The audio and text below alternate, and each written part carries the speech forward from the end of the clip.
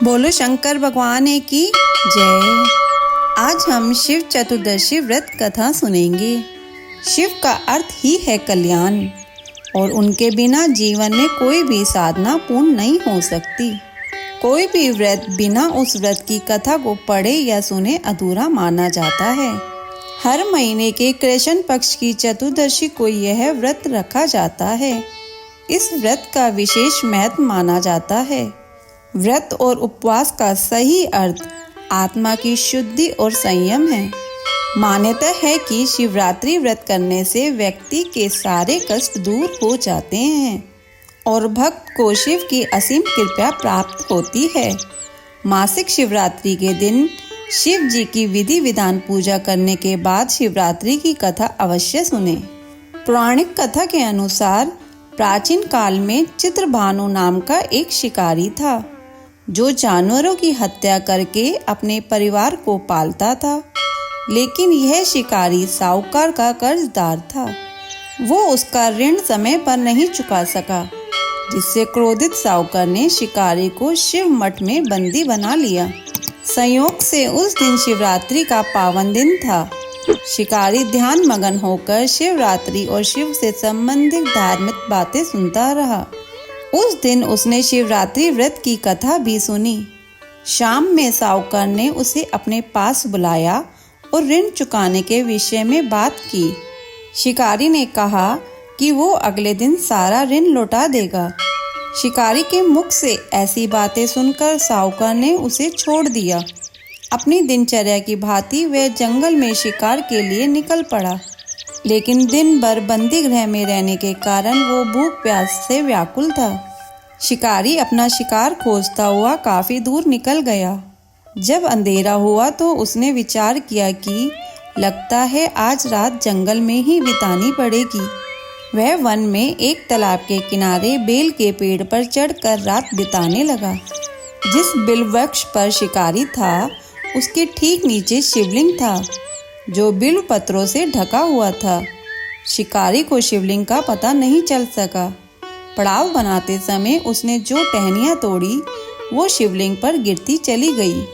इस प्रकार दिन भर भूखे प्यासे रहकर जाने अनजाने में उस शिकारी का व्रत भी हो गया और शिवलिंग पर बिल्व पत्र भी चढ़ गए।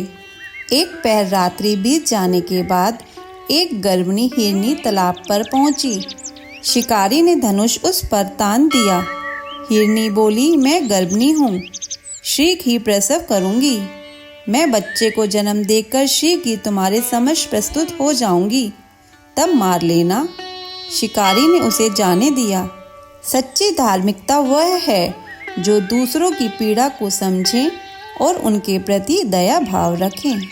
प्रत्यंचा चढ़ाने तथा ढीली करने के समय भी कुछ बेलपत्र अनायास ही टूटकर शिकारी के हाथों शिवलिंग पर गिर गए।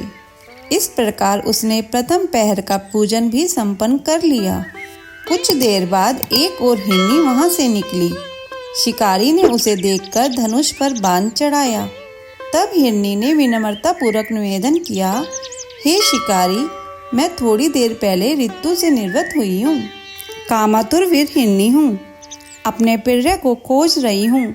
मैं वचन देती हूँ कि अपने पति से मिलकर शीघ्र ही तुम्हारे पास वापस आ जाऊंगी। शिकारी ने उसे भी जाने दिया। 2 बार शिकार खोकर शिकारी परेशान हो गया। वह चिंता में पड़ गया। अब धीरे धीरे रात्रि का आखिरी पहर बीत रहा था।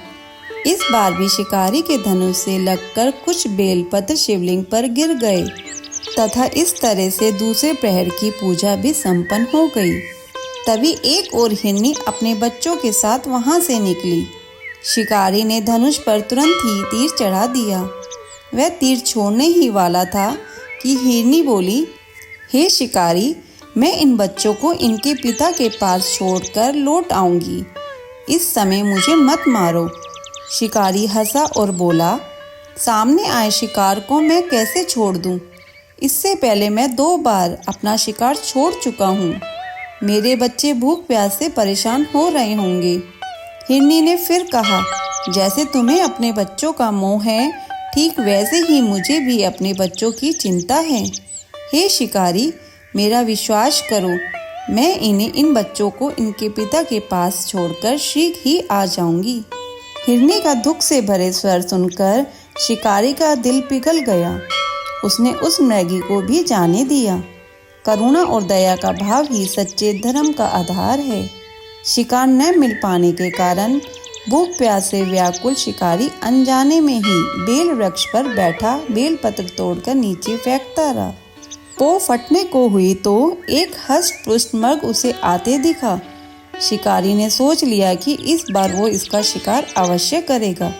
शिकारी की तनी प्रत्यंशा देखकर मृग बोला, हे शिकारी, यदि तुमने मुझसे पूर्व आने वाली 3 मृगियों को मार डाला है तो मुझे भी मारने में विलम्ब न करो, क्योंकि मैं उनका वियोग नहीं सह पाऊंगा, क्योंकि मैं उन हिरनियों का पति हूँ। यदि तुमने उन्हें जीवन दान दिया है तो मुझे भी कुछ क्षण दे दो, ताकि मैं उनसे मिलकर तुम्हारे समक्ष उपस्थित हो पाऊं। शिकारी ने उसे भी जाने दिया। उपवास, रात्रि जागरण तथा शिवलिंग पर बेलपत्र चढ़ने से अनजाने में ही सही उस शिकारी का शिवरात्रि व्रत पूरा हो गया, पर अनजाने में ही की हुई पूजा का परिणाम उसे तत्काल मिला। रात में हुई घटनाओं के कारण शिकारी का हिंसक हृदय अब निर्बल हो गया था। थोड़ी ही देर बाद वह मृग सह परिवार शिकारी के समक्ष उपस्थित हो गया, किंतु जंगली पशुओं की ऐसी सत्यता, सात्विकता और सामूहिक प्रेम भावना देखकर शिकारी को ग्लानि हुई। उसने मृग परिवार का शिकार नहीं किया। धर्म का पालन करते हुए अहिंसा और प्रेम का भाव हमें पाप से मुक्त करता है। अनजाने में शिवरात्रि के व्रत का पालन करने से उस शिकारी को मोक्ष की प्राप्ति हुई। बोलो शंकर भगवान की जय। ऐसी कथा और कहानियों के लिए हमारे चैनल को सब्सक्राइब करें। धन्यवाद।